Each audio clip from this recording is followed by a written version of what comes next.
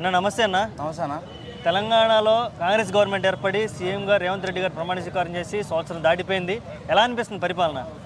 So నాకు తెలిసి ఒక బుల్లెట్ రైల్ లాగా అనిపిస్తుంది. సో ఆయన ఎక్కడా కూడా సీఎం లాగా కాకుండా ఒక నార్మల్ పబ్లిక్ లాగా ఆయన కష్టపడడం చేస్తున్నారని చెప్పి అనుకుంటున్నా. సో నాకు తెలిసి ఫుల్లీ సాటిస్ఫైడ్ అన్న. ఓకే, ఇక చూడబోతే నెక్స్ట్ ఈ ఫార్ములా రేస్ కేసులో కేటీఆర్ గారిని అరెస్ట్ చేయబోతున్నాను. ఇదేమన్నా కక్ష సాధింపు చర్య అనుకోవచ్చా? అంటే గతంలో రేవంత్ రెడ్డి గారిని ఓటు నోటు కేసులో అరెస్ట్ చేశారు కదా, ఆ రివెంజ్ని ఇప్పుడు ఏమైనా తీర్చుకునే అవకాశం ఉందంట కేటీఆర్ గారిని అరెస్ట్ చేసి? సో దాని గురించి మాట్లాడాలంటే అప్పుడే మాట్లాడచ్చు, అప్పుడు ఎవరు కూడా వ్యాఖ్యానించలేదు. సో ఇప్పుడు పవర్లోకి వచ్చి దాని గురించి మాట్లాడటం వేస్ట్. దానికన్నా ఏదైనా పనికొచ్చేది చేస్తే బెటర్ అని నా ఫీలింగ్ అనమాట. సో ఇప్పుడు ఆయన అరెస్ట్ చేస్తే కక్ష సాధింపు దాని కింద మళ్ళీ రేవంత్ రెడ్డి గారు ఒక నెగిటివ్ ఫీలింగ్ వెళ్ళిపోతారు. సో అది ఎక్స్క్యూజ్ చేసి వేరే ఏదైనా డెవలప్మెంట్ మూసి ప్రత్యక్షణ దాని గురించి డెవలప్మెంట్ గురించి మాట్లాడితే బెటర్ నా ఫీలింగ్ అనమాట. ఏం ఎక్స్పెక్ట్ చేస్తున్నావు ఇప్పుడు రేవంత్ రెడ్డి గారు ఈ పనులు చేస్తే బాగుంటుంది, ఇలా ముందుకెళ్తే బాగుంటుంది, ప్రజల్లో ఇంకా బాగా వెళ్ళొచ్చు అనేది ఏమన్నా నువ్వు టిప్స్ కానీ లేని సలహాలు కానీ ఏమన్నా ఇచ్చేస్తావా? మెయిన్గా ఇప్పుడు చాలామంది మిడిల్ క్లాస్ వాళ్ళు చిన్న చిన్న లోన్ యాప్స్లో డబ్బులు చేసుకొని సూసైడ్ చేసుకోవడం జరుగుతుంది. సో అదొకటి ఆపితే బెటరు. ఇంకోటి సైబర్ పరంగా ఆయన కొన్ని చర్యలు తీసుకుంటే బెటరు. అండ్ నెక్స్ట్ వచ్చేసి ఆయన డ్రగ్స్ మీద ఉక్కుపాదం మోపడం జరిగింది. సో న్యూ ఇయర్ ఉంది కాబట్టి ఆయన డ్రగ్స్ మీద వాటి మీద కొంచెం ఫోకస్ చేస్తే బెటరు. అండ్ నెక్స్ట్ వచ్చేసి ఈ ట్రాఫిక్ సిగ్నల్స్ దగ్గర కొంతమంది వీళ్ళు ఉన్నారు కదా, ట్రాన్స్జెండర్స్ పెట్టడం అనేది ఒక మంచి ఆలోచన.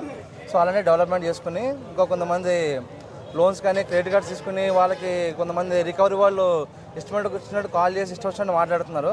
సో దాని మీద కొంచెం యాక్షన్ తీసుకుంటే బెటర్ అని నా ఫీలింగ్. చివరిగా ఒక ప్రశ్న, రేవంత్ రెడ్డి గారు మాత్రమే కాదు సీఎం, మిగిలిన వాళ్ళు కూడా సీఎం లెక్క ఫీల్ అవుతున్నారు క్యాబినెట్లో అనేది ఒక వాదన ఉంది, దాని మీద అభిప్రాయం ఏంటి? సో కాంగ్రెస్లో స్టార్టింగ్ నుంచి కూడా సీఎం అవ్వాలని చెప్పి చాలామందికి ఉంది.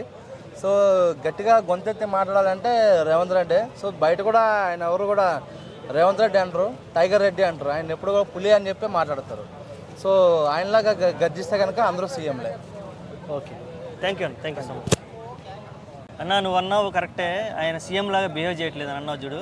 నిజంగా కూడా ప్రజలు కూడా అదే అంటున్నారన్న, సీఎం లాగా బిహేవ్ చేయట్లేదు, సీఎం లాగా బిహేవ్ చేసి సీఎం లాగా పనులు చేయండి అంటున్నారన్న.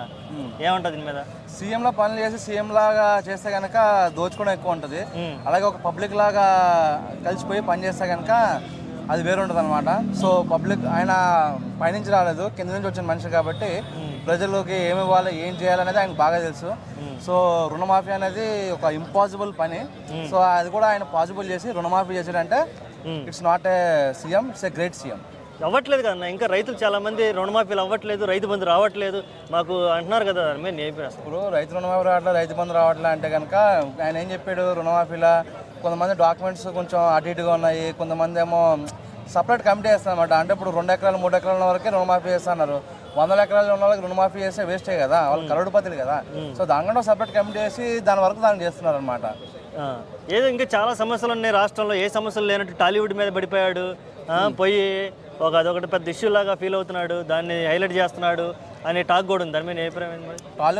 టాలీవుడ్ మీద పడిపోవడం ఆయన చేయలేదు ఆయన.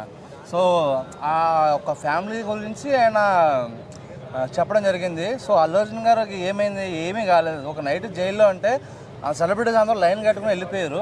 సో ఒక లేడీ చచ్చిపోయింది. సో ఒక్కరు కూడా హాస్పిటల్కి వెళ్ళలేదు అని చెప్పి ఆయన చెప్పడం జరిగింది. సో ఆయన ఒక పబ్లిక్ మీద సపోర్ట్ చేస్తూ మాట్లాడడం జరిగింది. సో ఆయన పుష్ప గురించి దాని గురించి ఏం ప్రమోట్ చేయట్లేదు. సో వాళ్ళని కూడా పట్టించుకోండి అని చెప్పడం జరిగింది. సో ఆయన ఎప్పుడైతే మాట్లాడారో అప్పుడు తర్వాత ప్రొడ్యూసర్ వెళ్ళడం జరిగింది, పొలిటికల్ పర్సన్స్ వెళ్ళడం జరిగింది. ఎగ్జాంపుల్ చేతక్క కానీ వీళ్ళందరూ వెళ్ళి పరామర్శించడం జరిగింది. ఇప్పుడు వాళ్ళకంటే కొంచెం ఫండ్స్ ఇవ్వడం జరిగింది. మీరు ఇప్పుడు రేవంత్ రెడ్డి ఆ మాట మాట్లాడకపోతే ఎవరన్నా ఒకళ్ళని హాస్పిటల్కి వెళ్ళేటోళ్ళ. సో ఆయన మాట్లాడడం వల్ల కదా అందరూ తరలించి హాస్పిటల్కి వెళ్ళడం జరిగింది. అల్లు అర్జున్ గారు ట్రస్ట్ పెట్టి 2 కోట్లు ఇవ్వడం జరిగింది. అన్నీ ఆయన మాట్లాడిన తర్వాతే కదా. సో ఆయనని మీరు ఇంకా పాజిటివ్ మాట్లాడాలి తప్ప ఇంకా ఆయన నెగిటివ్ చూస్తున్నారు అనమాట. ఓకే, ఇంకా చూడబోతే ఏదైతే లగచర్ల విషయంలో రైతులను అరెస్ట్ చేశారో చాలామంది దాన్ని కౌంటర్ ఇచ్చారు. రైతులను అరెస్ట్ చేయడం ఏంటి, అసలు వాళ్ళు ఏమైనా తప్పు చేశారా, వాళ్ళు ఏమైనా నేరం చేశారా, ద్రోహం చేశారా, టెర్రరిస్టుల లెక్క వాళ్ళు అరెస్ట్ చేశారు, 20 రోజుల పైన వాళ్ళని జైల్లో పెట్టారు అనే కామెంట్లు వినపడుతుంది. దీన్ని ఎలా ఖండిస్తావు, ఎలా మాట్లాడతారు? సో నాకు తెలిసే వాళ్ళు రైతులు అనే దానికన్నా పేద రైతులు అని చెప్పి అన్నం బెటర్ అని వస్తుంది అనమాట. సో ఒక కలెక్టర్ ఒక మనిషిని చుట్టుముట్టి సడన్గా అటాక్ చేయడం అనేది కూడా ఎంతవరకు కరెక్ట్ చెప్పండి. సో ఆయన వాళ్ళు నిజమైన రైతులా లేకుంటే వాళ్ళు డబ్బులు తీసుకుని నాటకం ఆడారనేది ఇంట్రాగేషన్లో తెలుస్తుంది అనమాట.